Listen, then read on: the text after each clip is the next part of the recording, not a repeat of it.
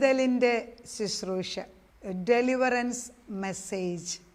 അനേക മക്കൾക്ക് വിടുതലിൻ്റെ സമയമായതുകൊണ്ടാണ് ഇത് അയക്കുന്നത്.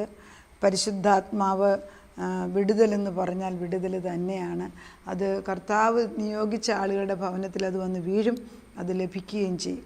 അത് കർത്താവ് പ്രവർത്തിക്കുന്ന വലിയ ബഹളവും ചില ചാട്ടവും ബഹളവും ഒന്നും ചില കാണിക്കാറില്ല. ചിലപ്പം കാണിക്കുമായിരിക്കും, പിന്നെ കാല് വയ്യാതെ മുടന്നതിനെടുത്ത് ചാടിയിട്ടുണ്ട്.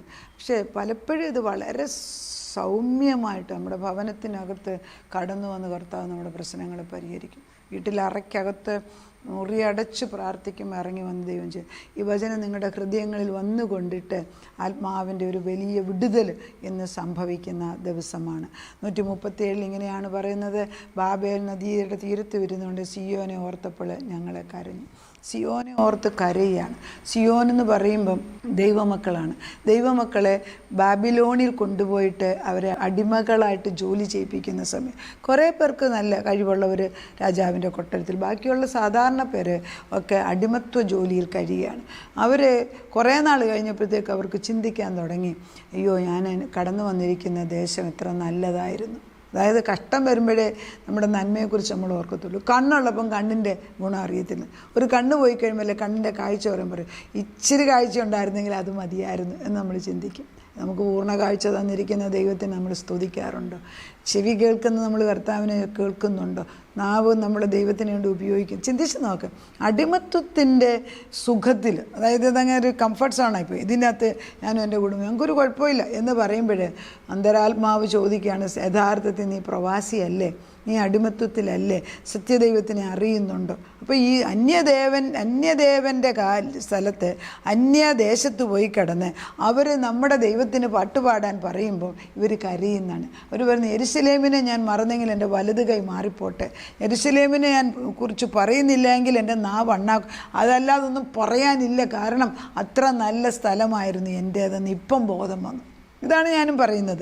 ദൈവം തരുന്ന നന്മകളിൽ സന്തോഷിച്ച് നന്ദി പറയുന്നതിന് പകരം കുറ്റം പറഞ്ഞുകൊണ്ട്, മറ്റുള്ളവരുടെയും കുറ്റം പറഞ്ഞുകൊണ്ട് സമയം കളയാതെ, ഞാൻ ഇന്ന് ജീവിക്കുന്നത് ഒരു പ്രവാസിയായിട്ടാണ്, അടിമത്വം കൊണ്ട് പിശാചിൻ്റേത്, പക്ഷേ ഈ അടിമത്വത്തിനെ മുഖം ഒടിക്കാനാണ് യേശു വന്നിരിക്കുന്നതിനാൽ ഞാനത് വാങ്ങിച്ചെടുക്കുമെന്നുള്ള ഒരു ബോധം നമ്മുടെ ഹൃദയങ്ങളിൽ വരണം. അതിനാണ് ഈ വചനം അയക്കുന്നത്.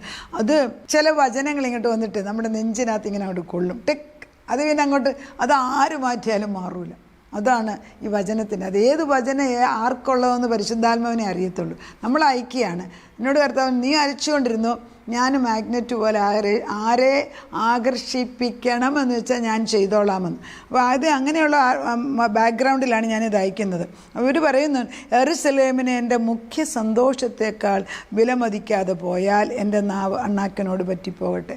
അതായത് യെരുശലേമിനെ എൻ്റെ ഏറ്റവും വലിയ സന്തോഷം ഞാൻ ജനിച്ചു വളർന്ന ദേശം തന്നെയാണ്. അല്ലെങ്കിൽ അത് എൻ്റെ ദേശവും എൻ്റെ ഭവനവും എന്നെക്കുറിച്ച് എനിക്കൊരു അഭിമാനം വേണം. അത് ദൈവമല്ല, എനിക്കൊരഭിമാനം, അതിനെക്കുറിച്ച് എനിക്കൊരു ചിന്തയില്ലെങ്കിൽ എൻ്റെ നാവ് പറ്റിപ്പോട്ടെ. ഞാൻ ഏത് ദൈവത്തെയാണ് സത്യദൈവത്തെയാണ് വിളിക്കുന്നതെന്ന് എനിക്കൊരഭിമാനമുണ്ട്. ആ ദൈവത്തെക്കുറിച്ച് എനിക്ക് അവസരമുള്ളപ്പോൾ പറയുന്നില്ല എങ്കിൽ എൻ്റെ നാവ് താണുപോകട്ടെ. അങ്ങനെ തന്നെയാണ് പറയുന്നത്. അപ്പം ദൈവത്തെക്കുറിച്ച് പറയാനുള്ളൊരു വാഞ്ച ശത്രുപക്ഷത്ത് ഇരിക്കുമ്പോഴെങ്കിലും ഉണ്ടായാൽ അത് കൃപയായി മാറി. ദൈവമേ, അതാണ് നമുക്ക് പ്രാർത്ഥിക്കേണ്ടത്. നമ്മുടെ കുഞ്ഞുങ്ങളെ അലഞ്ഞു തിരിഞ്ഞ് സുഖമായിട്ട് എല്ലാവരും, ചില അമ്മമാർ ഒരു ഹോട്ടലിൽ താമസിക്കുന്നു, അവന് ഡൽഹിയിലാണ്, അവന് പിന്നെ വേറെ സ്ഥലത്താണ്, എനിക്ക് അറിഞ്ഞുകൂടെ അവനോട് ഞാൻ എപ്പം വരും. ഞാൻ പറയും, ഉറച്ച് വിശ്വസിക്കേ.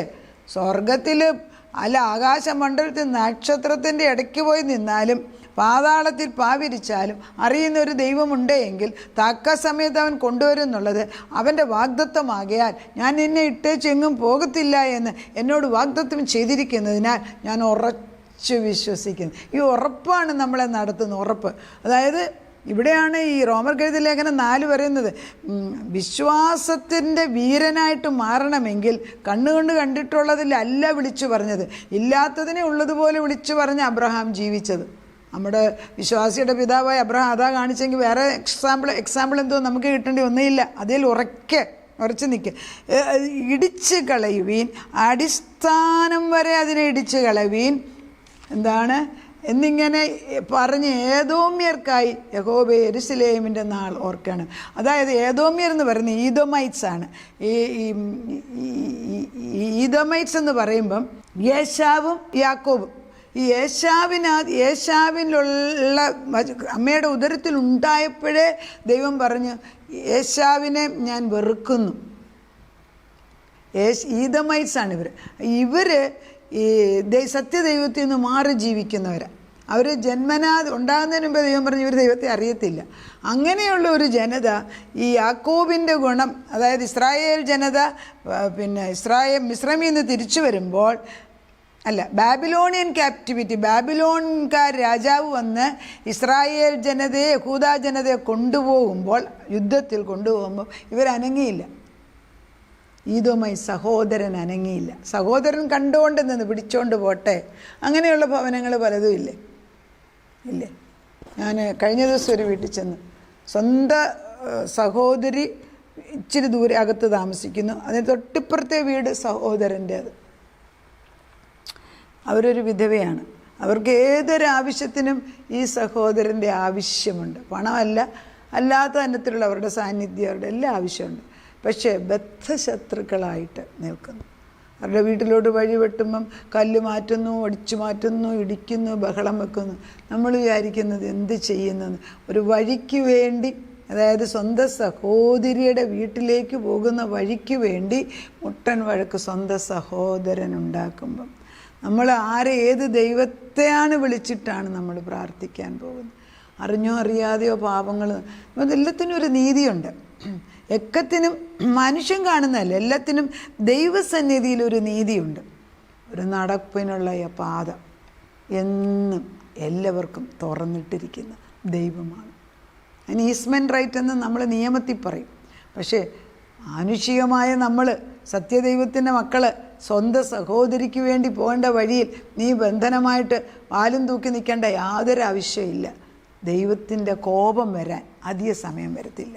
കർത്താവിന് ഇഷ്ടമില്ലാത്തത് ചിലത് വളരെ വളരെ ധൃതിയിൽ, അതായത് ധൃതിയിൽ വന്ന് ശത്രുവിനെ നശിപ്പിക്കും. സൂക്ഷിച്ചു വേണം നമ്മൾ ഓരോന്നും ചെയ്യാൻ. അപ്പം ദൈവനീതിക്ക് വിപരീതമായിട്ടൊന്നും ചെയ്യരുത്. എന്നാൽ ചില കാര്യങ്ങൾ കർത്താവ് പറയുന്നത് നമുക്ക് തോന്നും കഠിനമാണെന്ന്, അതിന് പുറകിൽ എന്തെങ്കിലും കാര്യവും കാണും. അപ്പോൾ ഇവരോട് പറയുന്നത് എന്താ?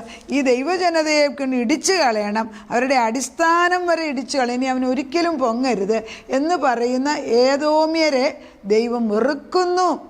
യഹോവ യെരൂശലേമിന്. അപ്പോൾ അവർ നമ്മൾ കരയാണ്, അയ്യോ ദൈവമേ, എൻ്റെ സഹോദരന്മാർ, എൻ്റെ വീട്ടുകാർ, ചാർച്ചക്കാരെനിക്കെതിരായിട്ട് നിൽക്കുമ്പോൾ നീ എന്നെ ഓർക്കണമേ എന്ന് പ്രാർത്ഥിക്കുകയാണ്. നാശമടുത്തിരിക്കുന്ന ബാബേൽ പുത്രിയെ, നീ ഞങ്ങളോട് ചെയ്തതുപോലെ നിന്നോട് ചെയ്യുന്നവൻ ഭാഗ്യവാൻ. അതാണ് നിൻ്റെ നാശത്തിന് വേണ്ടിയാണ്. അതായത് നാശത്തിന് മുൻപ് ഗർവം വരുന്നത്, നാശത്തിന് മുമ്പ് ഗർവം വരും. ഈ അഹങ്കാരം, ഞാനെന്ന ഭാവത്തിന് മുൻപേ ദൈവം തമ്പുരാൻ വന്ന് അടിക്കുമെന്നുള്ള ബോധമില്ലാതെ പ്രവർത്തിക്കുന്നവർക്ക് ദൈവത്തിൻ്റെ ബോധമുണ്ടാകട്ടെ എന്ന് പ്രാർത്ഥിച്ചു വചനം അയക്കുന്നു. നാശമടുത്തിരിക്കുന്ന ബാബേൽ പുത്രിയെ, നീ ഞങ്ങളോട് ചെയ്തതുപോലെ നിന്നോട് ചെയ്യുന്നവർ ഭാഗ്യവാൻ. നിൻ്റെ കുഞ്ഞുങ്ങളെ പിടിച്ച് പാറമേൽ അടിച്ചു കളയുന്നവൻ ഭാഗ്യവാൻ. അതായത് ഇവർ പറയുന്ന ശത്രുവിൻ്റെ കുഞ്ഞുങ്ങളെ പാറമേൽ അടിച്ചു പോലെ ഇച്ചിരി കഠിനമായ പ്രാർത്ഥനയായിട്ട് നമുക്ക് തോന്നും. പക്ഷെ അതിനൊരു ബാക്ക്ഗ്രൗണ്ട് ഉണ്ട്. നമ്മൾ ഓർക്കണം, മഹദിയാം, ബാബിലോൺ, അതുപോലെ തന്നെ നമ്മൾ ജെറീഹോ മതിലുകൾ ഒക്കെ പണിത് അവിടെയുള്ള എക്സ്കവേറ്റ് ചെയ്തിട്ടുള്ളവർ പറയുന്നത്, ഈ മതിൽ പണിയുമ്പം ചൈൽഡ് സാക്രിഫൈസ്, അതായത് ശിശുക്കളെ അവരുടെ ദേവന്മാർക്ക് വേണ്ടി യാഗം കൊടുക്കുമ്പോൾ പലപ്പോഴും അവരുടെ വിശ്വാസത്തിലുള്ളവരല്ല, എൻ്റെ ദൈവത്തിൻ്റെ ഇസ്രായേൽ ജനതയുടെയും ബാക്കിയുള്ളവരുടെ മക്കളെ കൊണ്ടുവന്ന് കുഞ്ഞുങ്ങളെ ബലി കഴിച്ചിട്ട് അവരുടെ തലച്ചോറ് 3-4 തലച്ചോറുകൾ ഒരു കുടത്തിനകത്താക്കി വെച്ചിട്ട് ഇടയ്ക്ക് കയറ്റി വെച്ചിട്ടാണ് ഈ ജെറീഹോ മതിൽ പണിതതെന്ന്. അപ്പോൾ എൻ്റെ കുഞ്ഞിനെ തൊടുമ്പോൾ, അത് എൻ്റെ കുഞ്ഞിനെ കുരുതി കഴിച്ച് അല്ലെ യാഗം കൊടുത്ത് നീ മതിൽ പണിയുമ്പോൾ ഓർക്കണം, നിൻ്റെ കുഞ്ഞിനെ എന്ത് പറഞ്ഞ വചനം പറയുന്നത്, പാറമേൽ അവൻ്റെ തലയടിച്ച്. നമ്മൾ ഓർക്കണം, ഇതൊക്കെ ചെറിയ കാര്യമല്ല. നിൻ്റെ കുഞ്ഞുങ്ങളെ പിടിച്ച് പാറമേൽ അടിച്ചു കൊല്ലുന്നവൻ ഭാഗ്യവാൻ. ഇത് വേദപുസ്തകത്തിൽ തന്നെ എഴുതിയിരിക്കുന്നു. അതായത് ശത്രു എൻ്റെ കുഞ്ഞിനെ കൊണ്ട് ഉപദ്രവിക്കുമ്പോൾ നിൻ്റെ കുഞ്ഞിനെ പാറമേൽ അടിക്കുന്ന പ്രവൃത്തിയാണ് നീ ചെയ്യുന്നത്. ദൈവകൃപയാൽ പുതിയ നിയമത്തിൽ ഇത്രയും കഠിനത നമ്മൾ കാണുന്നില്ലെന്ന് വിശ്വസിക്കുന്നു. കാരണം കർത്താവിൻ്റെ ക്രൂശ് ഇതിനു വേണ്ടി ഒരു ബഫർ സോണായിട്ട് അല്ലെങ്കിൽ പരിഹാരമായിട്ട് നിൽക്കുകയാണ്. എങ്കിലും ഓർക്കണം, ഞാൻ പലപ്പോഴും ജീവിതത്തിൽ കണ്ടിട്ടുള്ള ഒരു സത്യമാണ്, അറിഞ്ഞുകൊണ്ട് ദൈവത്തിന് വിപരീതമായിട്ട് ഉപദ്രവിക്കുന്ന ഏതൊരു വ്യക്തിയെയും ദൈവം സന്ദർശിക്കും. തലമുറമേൽ അത് ശാപമായി വീഴും. നമുക്കൊന്നേ ചെയ്യാനൊക്കത്തുള്ളൂ, കർത്താവേ അങ്ങനെ വല്ല തലമുറകളുടെ മുമ്പിൽ വല്ല ശാപം ആരെങ്കിലും ചെയ്തിട്ടുണ്ടെങ്കിൽ അതിന് മാപ്പ് ചോദിക്കാം. ഇപ്പോഴത്തെ തലമുറ മണ്ടത്തരം കാണിക്കുന്നുണ്ടെങ്കിൽ ആ വഴി നീ അടച്ചു മാറ്റണം. നിനക്ക് സാധിക്കുമല്ലോ. കർത്താവ് പറയുന്നുണ്ടല്ലോ വെളിപ്പാടിൻ്റെ 3:7-8, ഞാനൊരു വാതിൽ തുറന്നാൽ ആർക്കും അടയ്ക്കാം, ഞാൻ അടച്ചാൽ ആരും തുറക്കത്തുമില്ല. ദൈവമേ, ദൈവത്തിൻ്റെ ഹിതമല്ലാത്ത വാതിൽ നീ അടയ്ക്കണം, സാക്ഷിയിടണം.